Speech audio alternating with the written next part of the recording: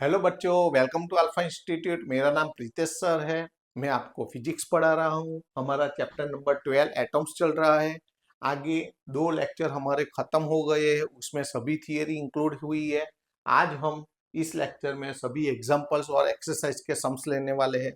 सबसे पहले तो आपको क्या करना है, इस चैनल को सब्सक्राइब करना है। अगर आपने सब्सक्राइब कर दिया है तो आपको क्या करना है, ये वीडियो को आपको अपने फ्रेंड सर्कल में भेजना है और उनको भी बोलना है कि इस चैनल को वो भी सब्सक्राइब करें।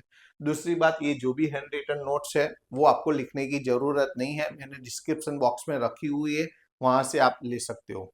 तीसरी बात, अगर आपको ये वीडियो अच्छा लगे तो लाइक और कमेंट जरूर जरूर जरूर करना है। और आगे के वीडियो देखने का बाकी है तो वो भी मैंने प्लेलिस्ट में रखे हुए हैं, वहां से आप ले सकते हो। ओके, चलो हम एग्जाम्पल 12.1 शुरू करते हैं। यहाँ पर क्या है, in the Rutherford's nuclear model of an atom, the nucleus जिसकी रेडियस इतनी है 10⁻⁻15 metre is analogous to the sun about the electron move in the orbit with radius 10⁻10 metre. वो लोग ऐसा बोल रहे हैं कि जो रुथरफोर्ड का न्यूक्लियर मॉडल है वो सोलार सिस्टम के जैसा है। सोलार सिस्टम में कैसा होता है कि बीच में सन होता है, उसके अराउंड जो ऑर्बिट होती है उसमें प्लैनेट घूमते हैं, जैसे हमारी अर्थ घूमती है। ऐसे ही ये जो रुथरफोर्ड का न्यूक्लियर मॉडल है, तो बीच में न्यूक्लियर होता है, उसके अराउंड जो ऑर्बिट होती है उसमें इलेक्ट्रॉन घूमता है। तो जो न्यूक्लियस है, न्यूक्लियस की रेडियस दे दी है और ये इलेक्ट्रॉन की ऑर्बिट की रेडियस दे दी है। तो ये दोनों में से ज्यादा बड़ा कौन है, ये। तो जो बड़ा है वो कैपिटल आर, जो छोटा है वो स्मॉल आर। ओके, वही लिखा है, like the earth orbits around the sun if the dimensions of the solar system had the same proportions as those of the atom. Solar system वैसा ही मान लो कि जैसे एटम में है। ओके, बीच में न्यूक्लियस और उसके अराउंड ऑर्बिट्स है और उसमें इलेक्ट्रॉन घूमते हैं, ऐसा ही मान लो। Would the earth be closer to और further away from the sun than actually it is. अभी जो एक्चुअल पोजीशन में जो है उससे अगर ये डेटा हम काउंट करें और फिर से उसकी रेडियस काउंट करें तो वो हमें एक रेडियस तो दे दी है। देखो, the radius of the earth actually जो है वो तो दे दी है, और रेडियस ऑफ सन भी दे दी है। रेडियस ऑफ सन देखो RS, रेडियस ऑफ अर्थ। हमें क्या करना है, इस डेटा के अकॉर्डिंग फिर से RE फाइंड करना है, न्यू RE डैश यानी new RE। Radius of earth फिर से फाइंड करना है। अगर ये रेडियस ऑफ अर्थ जो एक्चुअल रेडियस ऑफ अर्थ है उससे ज्यादा आएगी तो वो अभी एक्चुअली जितने दूर है सन से उससे ज्यादा दूर होगी, ऐसा मालूम पड़ेगा। और अगर ये आर डैश की वैल्यू आर से कम आती है तो अभी जो एक्चुअली जितना डिस्टेंस है सन से अर्थ का उससे वो क्लोजर होगी। ओके, तो यहाँ पर हमें क्या, ये देखो, ये स्मॉल आर, ये कैपिटल आर, ये रेडियस ऑफ अर्थ ये, और रेडियस ऑफ सन ये। और हमें क्या फाइंड करना है कि अभी जो एक्चुअल में अर्थ है वो सन से ज्यादा क्लोज, इस डेटा के अकॉर्डिंग ज्यादा क्लोज होगी या ज्यादा दूर होगी। तो हमें आर ई डैश फाइंड करना है। आर ई डैश के लिए हमें क्या करना है, कैपिटल आर वाले जो डेटा है ये दो, वो ऊपर मल्टीप्लीकेशन में आएगा, स्मॉल आर वाला नीचे आएगा। ओके, तो R into R S, capital R वाला तो ये भी होगा, लेकिन हमें क्या करना है, आर इंटू आर एस और स्मॉल आर। इसीलिए मैंने इसको इस डेटा को राइट साइड रखा है, इसका यूज करना है। आर इंटू आर एस अपन स्मॉल आर, सभी डेटा की वैल्यू रख दी। अब कैलकुलेशन करो तो आंसर क्या आएगा, 7 × 10⁻³ तो अभी ये आर ई डैश मिला। ओके, तो ये जो भी मिला वो मीटर में मिला, ये मीटर में मिला। अब ये मीटर, ओके, और ये मीटर। अब देखो कौन बड़ा है, तो यहाँ पर आर ई डैश ये 1.5 है, लेकिन यहाँ पर 7 है। ओके, तो अगर इससे ये जो आर ई डैश मिला वो आर ई से क्या है, ज्यादा है, तो R E dash greater than R E, so earth is very far from the sun, वो सन से ज्यादा दूर होगा। ओके, तो क्लियर हो गया। अच्छा, उसके बाद दूसरा, यहां पर in a Geiger Marsden experiment, यहाँ Geiger Marsden experiment, what is the distance of closest approach to the nucleus of a 7.7 million electrovolt alpha particle before it comes momentary to rest and reverses its direction. देखो अभी क्या बोल रहे हैं, इन a Geiger मास्टर्न experiment, ये जो experiment है उसमें what is the distance of closest approach, yes आपको क्या फाइंड करना है, what is the distance of closest approach, तो ये डी फाइंड करना है। और उसके लिए क्या दे दिया है, 7.7 million electronvolt way energy, kinetic energy of alpha particle, kinetic energy 7.7 million, million यानी 10⁶ इलेक्ट्रोवोल्ट में से जूल में कन्वर्ट करने के लिए ई की वैल्यू मल्टीप्लाई करनी पड़ेगी। 7.7 मिलियन यानी 10⁶, इलेक्ट्रोवोल्ट में से जूल में जाने के लिए 1.6 इंटू 10⁻⁻19, इसका कैलकुलेट करोगे तो 1.2 इंटू 10⁻⁻12 जूल आएगा। ओके, हमें डी फाइंड करना है, तो डी के लिए ये फॉर्मूला है, तो ये फॉर्मूला आपको याद रखनी है। ओके, तो ये फॉर्मूला पहले तो आपको याद रखनी है, K2Z² अपॉन K, ये कूलम्ब्स लॉ है, ये काइनेटिक एनर्जी है।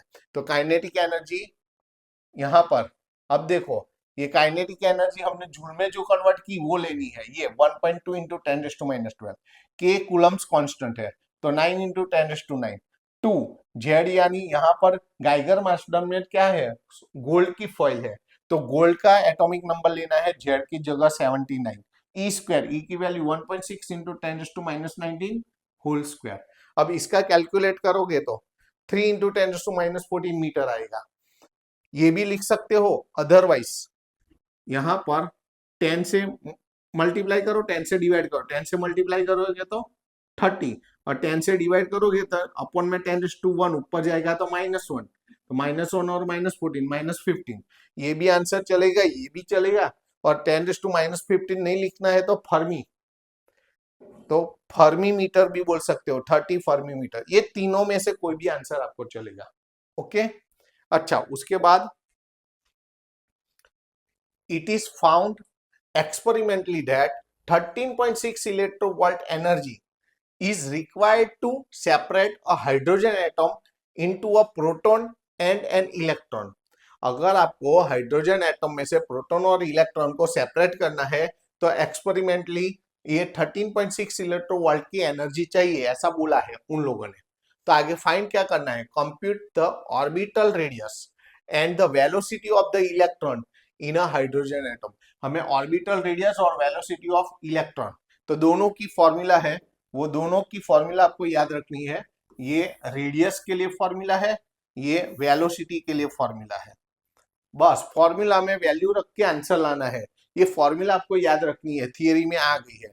तो माइनस ये 8 है, तो 8 का 8 पाई एप्सिलॉन 0 है, तो 8 का 4 2 जा 2 पार्ट्स किया हमने, 4 2 जा 8 पाई एप्सिलॉन 0 इसके पास, ई इसके साथ, ये माइनस आगे, E² इधर।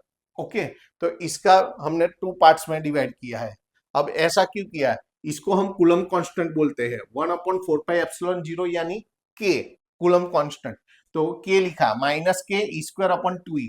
अब वैल्यू रखो, K की वैल्यू, कूलम्ब कांस्टेंट की वैल्यू 9 इंटू 10⁻9 E यानी E की value 1.6 into 10⁻⁻19 whole square 2 E की वैल्यू, अब E की वैल्यू यहाँ पर कितनी है 13.6 इलेक्ट्रोवोल्ट, लेकिन वो ऑलवेज माइनस में होती है।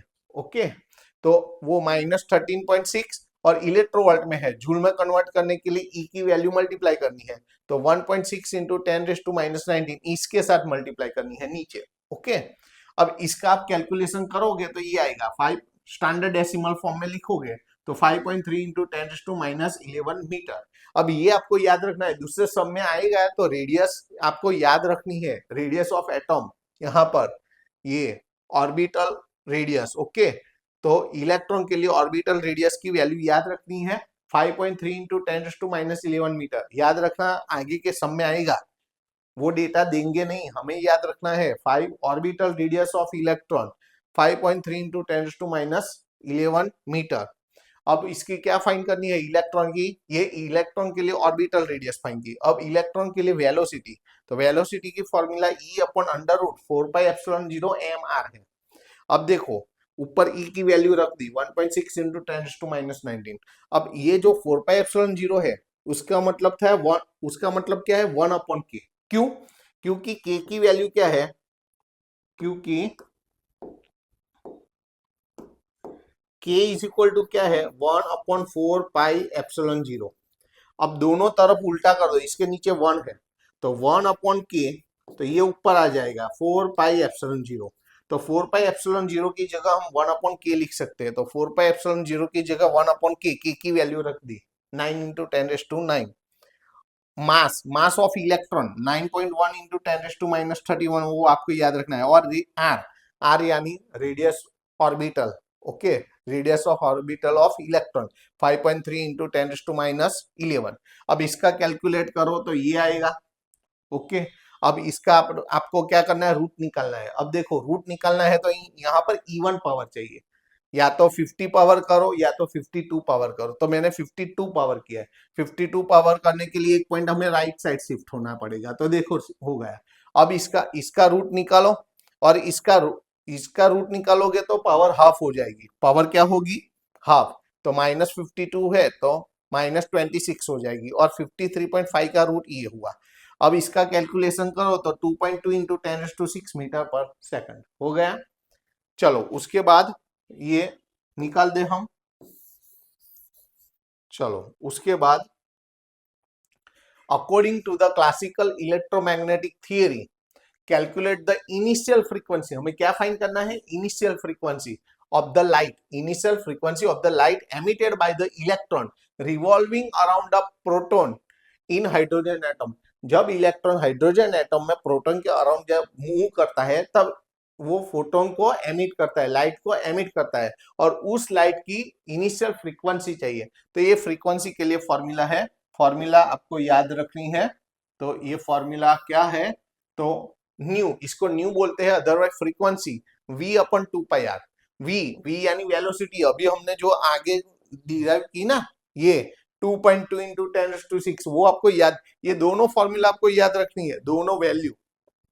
तो ये वेलोसिटी की यहाँ वैल्यू रखनी है, नीचे 2 पाई की वैल्यू 3.14, आर की वैल्यू ये देखो 5.3 इंटू 10⁻11 आगे आ गया ना, मैंने बोला था आर की वैल्यू हम यूज करेंगे।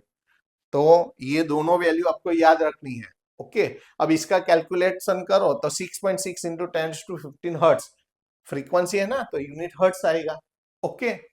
इतना सिंपल सम है, लेकिन ये दोनों की वैल्यू आपको वी और आर की वैल्यू पता होनी चाहिए, वो नहीं देते हैं, देखो, ओके। उसके बाद यहाँ पर देखो ब्लैंक्स है। अब एक्सरसाइज, एक्सरसाइज का ये पहला सम है, उसमें ब्लैंक्स है।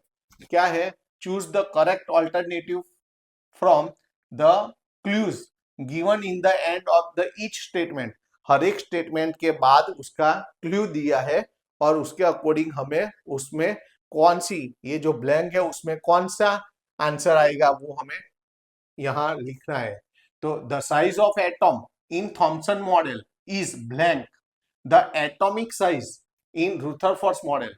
अब देखो थॉमसन मॉडल में जो एटम की साइज है और रुथरफोर्ड मॉडल में जो एटम की साइज है वो कैसे है, तो दोनों में डिफरेंस है कि नहीं डिफरेंस है, तो आंसर आएगा नो डिफरेंस। वो दोनों में कोई डिफरेंस नहीं है, एटम की साइज दोनों में सेम है, तो वो आपको आंसर लिखना है।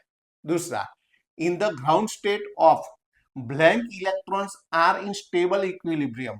जब वो स्टेबल इक्विलिब्रियम में होते हैं, okay, in the ground state of, अब देखो यहाँ ग्राउंड स्टेट में इलेक्ट्रॉन कब किसके मॉडल के अनुसार होता है, तो थॉमसन मॉडल के अनुसार।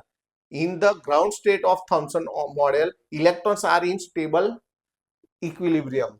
जब थॉमसन मॉडल ऐसा बोलता है, यहाँ पर थॉमसन मॉडल लिखना है कि जब इलेक्ट्रॉन ग्राउंड स्टेट में होते हैं तो वो स्टेबल इक्विलिब्रियम में होते हैं।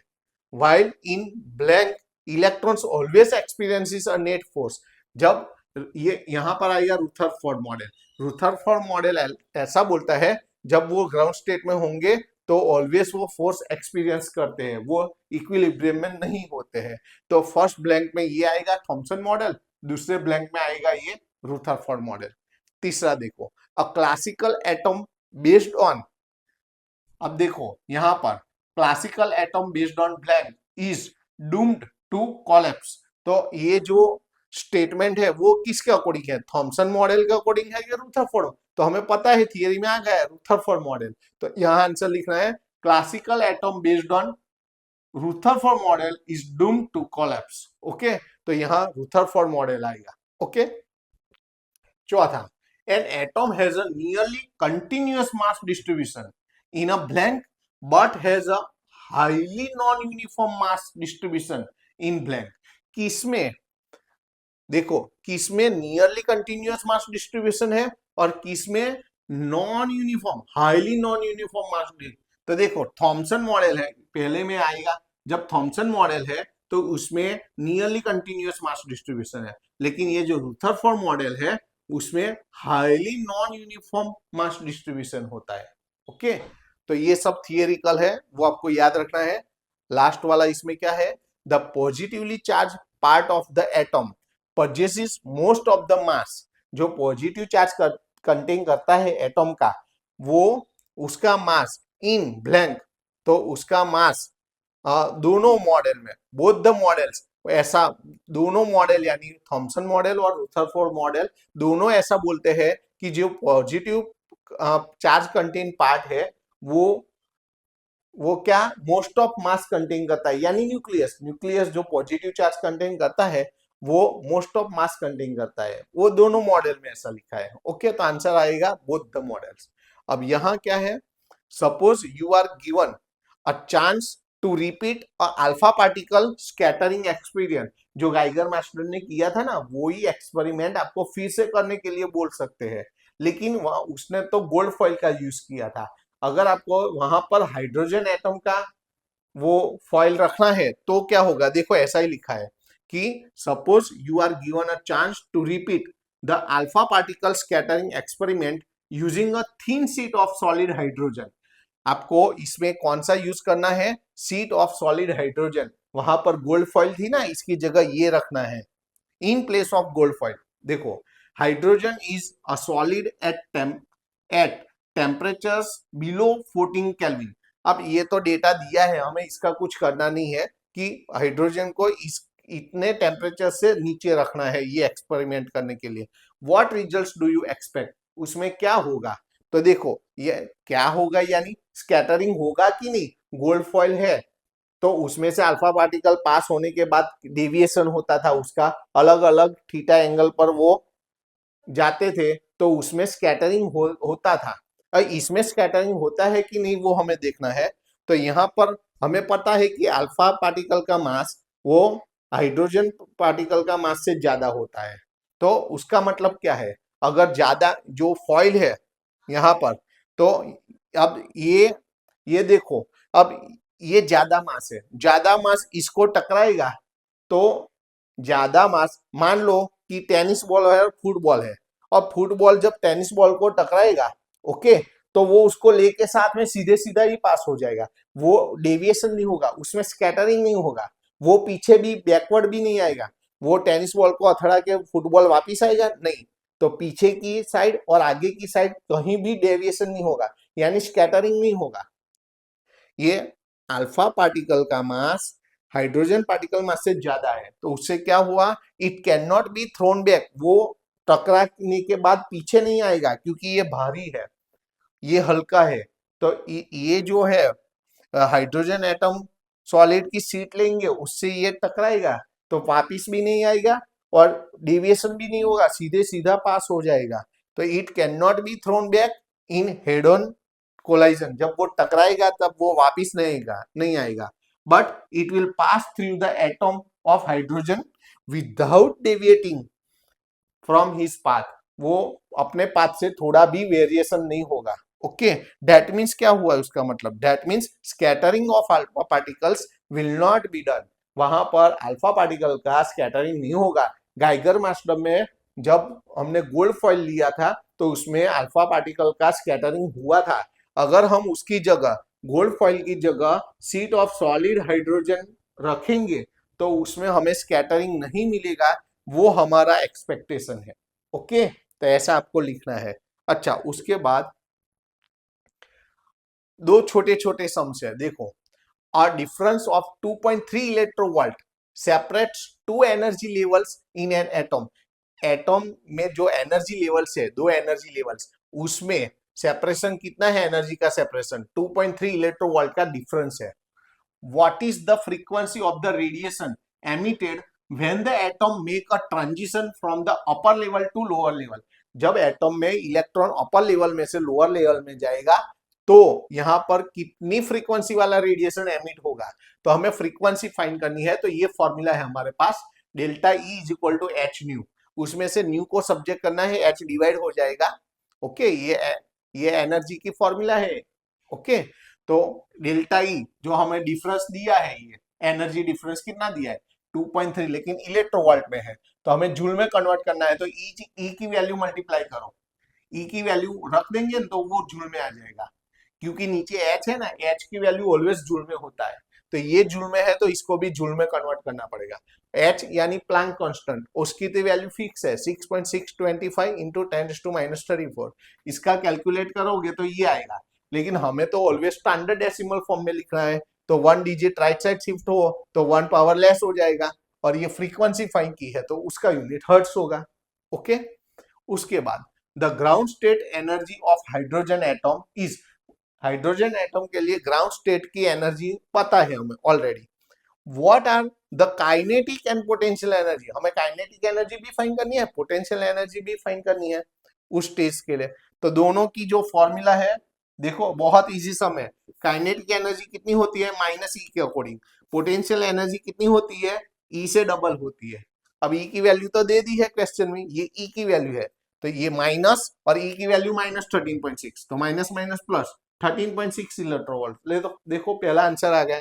दूसरा में 2 और ई की वैल्यू क्या है? माइनस 13.6, तो माइनस 27.2 इलेक्ट्रोवोल्ट. देखो इससे ज्यादा इजी तो क्या होगा सम्स. ओके, उसके बाद a hydrogen atom initially in the ground level absorbs a photon. वो फोटोन को क्या करता है? एब्जॉर्ब करता है. which excites it to n is equal to 4 level. वो n is equal to 4 level तक उसको एक्साइट करता है. एक्साइट करना यानी वो n is equal to 4 तक वो जा सकता है, उस एनर्जी लेवल में वो जा सकता है. Determine the wavelength and frequency of photon. हमें वेवलेंथ और फ्रीक्वेंसी दोनों फाइंड करनी है. अच्छा, तो अभी जो फॉर्मूला ली थी वही फ्रीक्वेंसी की, अभी इसके आगे सब में जो ली वही है, nu is equal to delta E upon H. लेकिन डेल्टा ई यानी उसमें तो डायरेक्ट एनर्जी डिफरेंस दे दिया था, लेकिन यहाँ पर एन इज इक्वल 1 में से कहां तक एक्साइट होता है? एन इज इक्वल टू 4 तक. तो E4 माइनस E1 लेना है. यहाँ पर जो n लिया है n इज इक्वल टू 4, तो E4 माइनस E1. अगर यहाँ पर आपको n इज इक्वल टू 3 दे तो आपको E3 माइनस E1 होगा अपॉन में h. अब ये देखो, मैंने थियरी में सभी energy, ground state, first excited level, second excited level, सबकी मैंने वैल्यू याद रखा हुई है. तो E4 जो चौथा एनर्जी लेवल है उसकी वैल्यू वो थियरी में आ गई है, याद रखनी है आपको, माइनस 0.85. और E1 की तो पता है माइनस 13.6, और बीच वाला माइनस, ये माइनस माइनस प्लस. ये जो दोनों का डिफरेंस जो भी आएगा इलेक्ट्रोवोल्ट में आएगा, लेकिन नीचे तो एच है तो जूल में कन्वर्ट करना पड़ेगा. तो जूल में कन्वर्ट करने के लिए ई की वैल्यू मल्टीप्लाई करनी है. ई की वैल्यू क्या है? ई की value E charge of electron 1.6 into 10⁻⁻19, और ये प्लैंक कांस्टेंट, ये तो फिक्स वैल्यू है. इसका कैलकुलेशन करो तो ये आ जाएगा 3.1 इंटू 10⁻15 हर्ट्ज. अब दूसरा क्या फाइंड करना है हमें? वेवलेंथ. तो ये फॉर्मूला है C is equal to lambda nu. उसमें से लैम्बडा को सब्जेक्ट करो, न्यू नीचे आ जाएगा. C यानी speed in vacuum, speed of light in vacuum, तो ये फिक्स है 3 इंटू 10⁸, वो याद रखना है. न्यू जो हमने फाइंड किया वो रखना है, और इसको कैलकुलेट करो तो ये आंसर आएगा. ये भी चलेगा, लेकिन हमें तो ऑलवेज हम क्या करते हैं? स्टैंडर्ड डेसिमल फॉर्म में लिखते हैं. अदरवाइज यहाँ -7 है, -9 हो जाए तो हम नैनोमीटर लिख सकते हैं. तो 2 पॉइंट राइट साइड शिफ्ट हो तो यहाँ -9 होगा. -9 नहीं लिखना है तो नैनो लिखो, नैनोमीटर. ओके, अच्छा, उसके बाद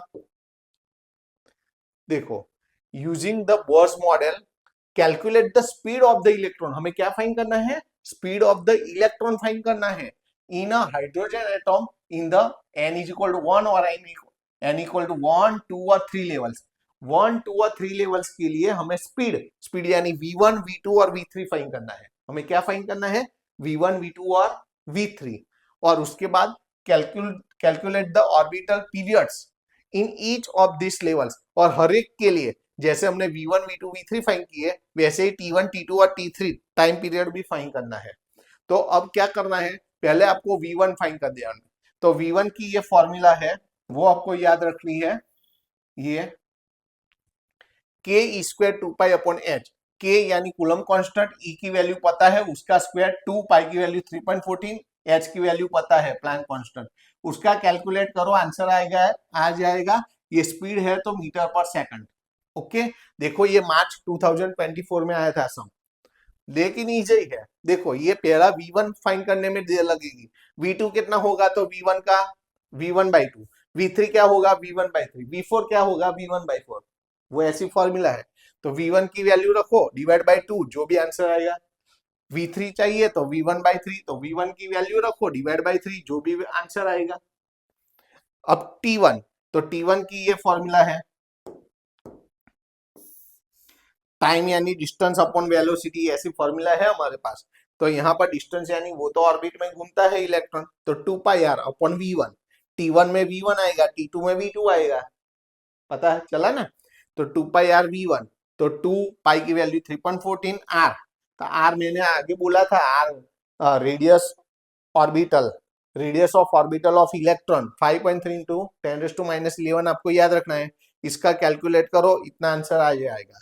ये टाइम पीरियोडिक टाइम है तो यूनिट सेकंड आएगा। अब T2 और T3, T2 फाइंड करना है तो यहाँ V2 लेना है। ओके, ये V2 की वैल्यू ऐसे भी फाइंड कर सकते हैं, लेकिन इससे इजी है।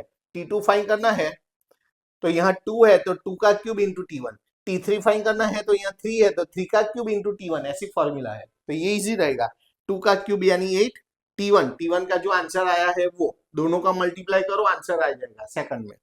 यहाँ पर 3 का क्यूब 27, T1 की जो वैल्यू है वो, उसका कैलकुलेशन करो, सेकंड में आंसर आ जाएगा।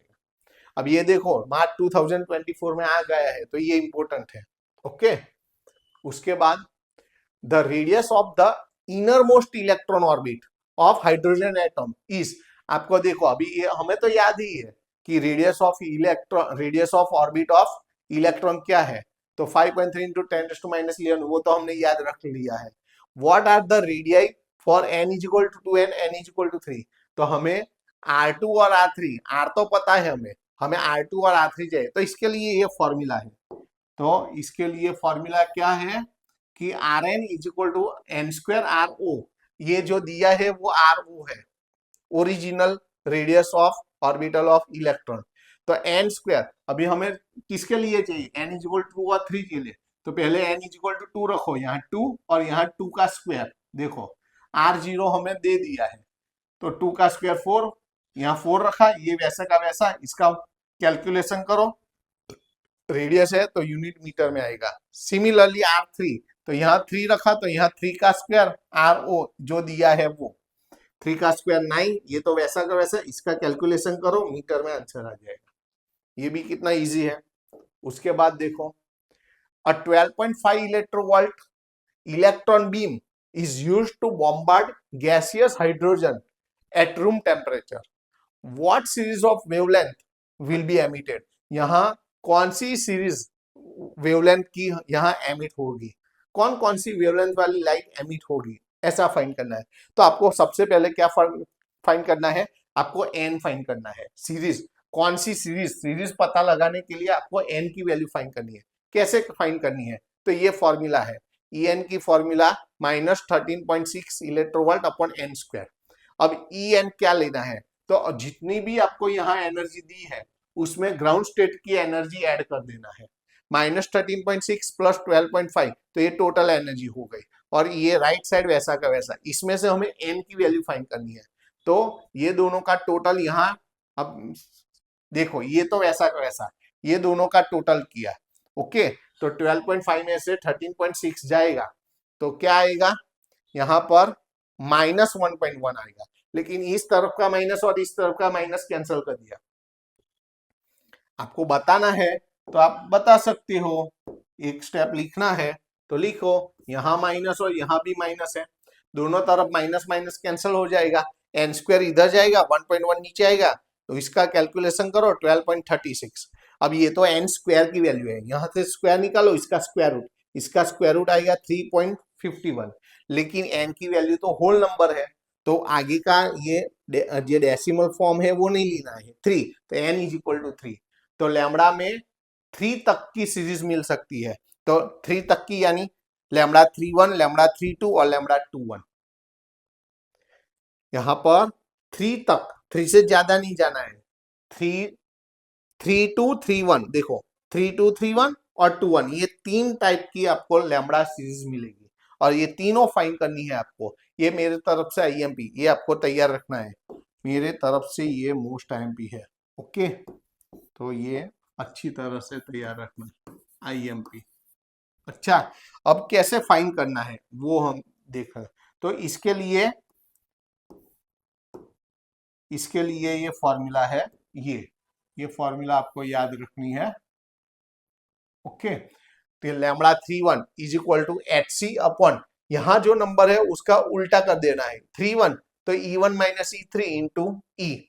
अब देखो E1 यानी ग्राउंड स्टेट, E2 E3 वो मैंने थियरी में याद रखवाया है, तो H की वैल्यू फिक्स है, C की वैल्यू भी फिक्स है, E1 की भी फिक्स है, वो थियरी में आ गई ना, E1 की वैल्यू -13.6, E3 की वैल्यू -1.51, वो थियरी में आ गई है। आपने थियरी नहीं देखी है तो अभी याद रख लो, E1 की वो चेंज नहीं होती है, हर बार वही होती है, E1 की वैल्यू -13.6, E3 की वैल्यू -1.51 और बीच का माइनस माइनस माइनस प्लस होगा। देखो ये साइड में ई क्यू है, ये जो आएगा आंसर वो इलेक्ट्रोवोल्ट में आएगा, हमें जूल में कन्वर्ट करना है, ऊपर एच है तो इसलिए ई की वैल्यू यहाँ लिखनी पड़ती है। ओके, अब इन शॉर्ट इसका कैलकुलेशन करो तो ये आएगा, जो लैम्बडा में आ गया मीटर में, ये भी आंसर चलेगा। ओके, अगर आपको -7 की जगह -9 पावर करनी है तो दो पॉइंट राइट साइड शिफ्ट हो जाओ, तो 102.7 यानी 103 के नजदीक है, तो 10⁻⁹ हो गया, -9 नहीं लिखना है तो नैनोमीटर, 103 नैनोमीटर। ऐसे ही सेम फॉर्मूला लैम्बडा 3.2 और लैम्बडा 2.1 करके आपको फाइंड करनी है। तो वही देखो, यहाँ 3.2 है तो 2-3, यहाँ 2.1 है तो 1-2, ऐसे ही एक करके मैंने दिखाया है, वैसे ही आपको 2 फाइंड करनी है। 4 मार्क्स का बहुत बढ़िया सम है, वो आपको अच्छी तरह से तैयार करना है। Okay, E1 E2 E3 E4 सब की वैल्यू आपको याद रखनी है। E1 यानी -13.6, ओके, और E3 की वैल्यू यहाँ आ गई। ओके, अगर E4 की भी वैल्यू अगर, लेकिन ये आपको मैंने थियरी में बताया है। ओके, तो वहां से आपको वो चारों की वैल्यू याद रखनी है, E1 first energy level, second energy level, third energy level, fourth energy level. Okay, तो इसमें वैल्यू रख के आपको आंसर लाना है। चलो उसके बाद देखो, ये हमारा लास्ट सम है, in accordance with the Bohr's model find the quantum number. हमें क्या फाइंड करना है, क्वांटम नंबर, एन की वैल्यू फाइंड करनी है। देखो मार्च 2020 में आया था, क्वांटम नंबर फाइंड करना है that characteristics the earth revolution around the sun in an orbit of radius. आपको रेडियस दे दी है 1.5 into 10⁻11 metre with orbital speed, speed भी, रेडियस भी दे दी है, स्पीड भी दे दी है, मास ऑफ अर्थ भी दे दिया है, हमें तो नंबर चाहिए। ओके, क्वांटम नंबर, तो ये फॉर्मूला आपको लेनी है, ये mvr angular momentum is equal to nh/2π, second hypothesis of Bohr. Okay, तो यहाँ mvr is equal to nh/2π, यहाँ से n को सब्जेक्ट करो, 2π मल्टीप्लाई होगा, h डिवाइड होगा, मास दे दिया है, मास ऑफ अर्थ दे दिया है, v स्पीड भी दे दी है, r रेडियस भी दे दी है, 2 और पाई की वैल्यू 3.14, h की वैल्यू पता है, इसका कैलकुलेशन करो। ओके, और ये दोनों का, तो ये नीचे का तो ऐसा का वैसा, पावर ऊपर ले लिया और उसका कैलकुलेशन किया, ये दोनों का डिवीजन करो, ये तो वैसा का वैसा, ये भी लिख सकते हो। अदरवाइज स्टैंडर्ड डेसिमल फॉर्म में लिखना है तो 1 डिजिट के बाद पॉइंट होना चाहिए, तो एक पॉइंट हम लेफ्ट साइड शिफ्ट होंगे तो 1 पावर ऐड होगा, तो ये आ गया, इसका कोई यूनिट नहीं होगा, ये तो क्वांटम नंबर है। ओके, तो देखो यहाँ पर हमारे सभी एग्जाम्पल और सभी एक्सरसाइज के सम खत्म हुए। ओके, फिर से मैंने जो बोला था, अगर आपको वीडियो अच्छा लगे तो आपको लाइक और कमेंट जरूर जरूर जरूर करना है। ओके, चलो नए वीडियो में अब नेक्स्ट लेक्चर में हम इसके बाद वाला चैप्टर जो न्यूक्लियाई है, न्यूक्लियस, ओके, वो हम शुरू करेंगे, चैप्टर नंबर 13। ओके, चलो फिर मिलते हैं, टाटा बाय सी यू।